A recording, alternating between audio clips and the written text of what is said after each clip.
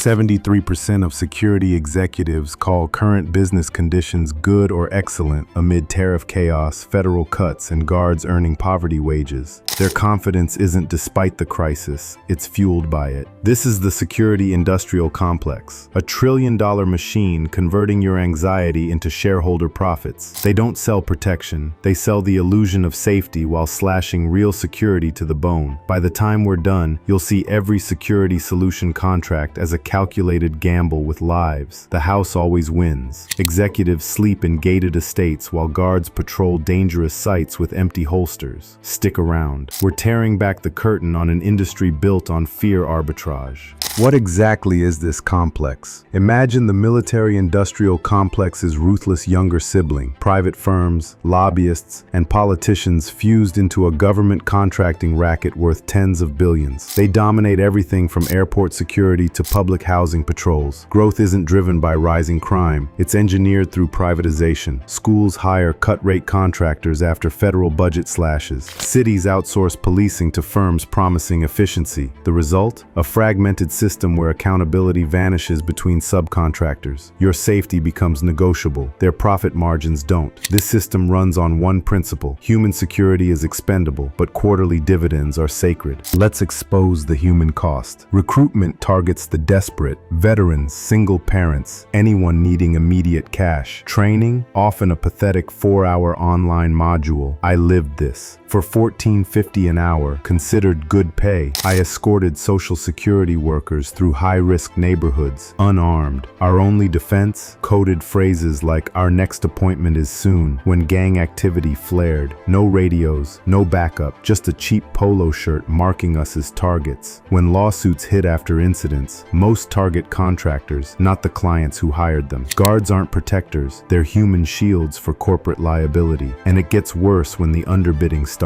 I witnessed the bait and switch firsthand. When our contract ended, a new firm underbid by promising cost savings. Their guards arrived on our last day, confused, untrained kids. My colleague asked their wage, $9 an hour, a $5.50 pay cut, so the government could save money. This is standard industry practice. Contractors win bids by slashing labor costs, knowing guards can't refuse. Aero Security openly brags about this model. Save 30 to 50% versus in-house security, but read their fine print. Those savings come from eliminating unnecessary expenses like healthcare and training. They literally advise companies to avoid paying for benefits like health insurance. That $9 an hour guard, they bill clients $30 an hour for him. The savings vanish into executive bonuses. Follow the cash trail. Security corporations profit from every crisis. Tariffs? Almost half of firms immediately impose 5% or higher price hikes. One admitted, adding 15% surcharges while claiming, "Try not to increase prices." Mass shootings? Most expect sales spikes as fear drives demand. After the alleged murder of United Healthcare CEO Brian Thompson by Luigi Mangione, companies like Global Guardian, which provides executive protection, saw a significant spike in requests for armed security and permanent security presences for C-suite executives. But the real scam is liability laundering. Aero promises clients, "We assume your risk. No more workers' comp or harassment lawsuits." Translation: when guards get injured or sue, the contractor takes the hit, not the client. But here's the truth. The majority of liability lawsuits still target contractors because clients get sued anyway when systems fail. The only risk reduction is ethical bankruptcy. Insecurity isn't a problem for this industry. It's their business model. After high-profile incidents, executives literally cheer. This'll scare clients into upgrading. Lobbyists manufacture threats, crime waves, terrorism risks to sell facial recognition tech.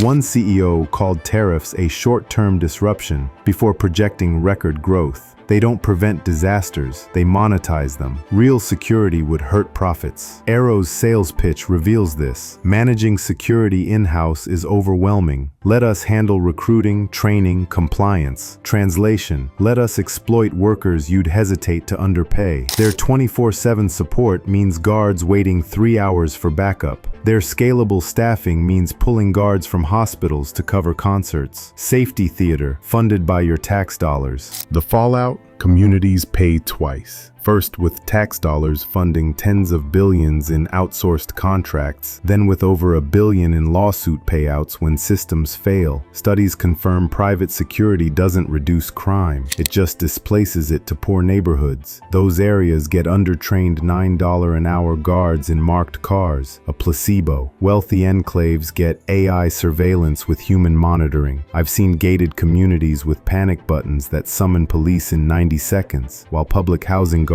wait 45 minutes for backup. This inequality is intentional. Arrow admits targeting fast-growing enterprises, code for wealthy clients. Their centralized platforms prioritize corporate campuses over schools. The complex doesn't protect society, it protects capital. Your child's safety, a line item. Parallels with the military-industrial complex aren't accidental. They're engineered. Same contractors, same revolving doors. Generals join security boards. Politicians own stock while writing no-bid contract laws. Millions in security upgrades go to firms run by ex-congressional aides. When scandals erupt, firms rebrand as risk consultants or buy body cam companies to self-police. The underbidding I witnessed, it's systemic. Contractors know governments prioritize cost savings over guard qualifications. They deploy guards with expired certifications. Why? Because fines cost less than compliance. It's a rigged system where profit insulates failure. Guards die. Executives collect bonuses. But the tide is turning. Guards are unionizing nationwide. Minneapolis audits contracts after guards exposed kickback schemes. We must accelerate this. Mandate $25 an hour wage floors for all security work. Ban subcontractor layers that obscure accountability. Jail managers who steal wages or manipulate training records. Arrow Security's hypocrisy reveals the playbook. They call benefits administrative burdens while charging clients $200 an hour for elite services. Don't buy their rebranding. Real security requires reinvestment in people, not propaganda. Support guard unions fighting for your safety. Demand officials end outsourcing scams. If you're in the industry, document wage theft, understaffing,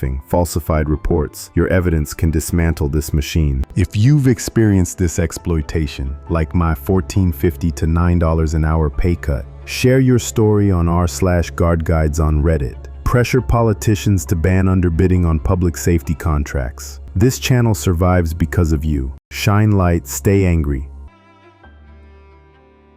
Don't forget to like and subscribe for more GuardGuides and be safe.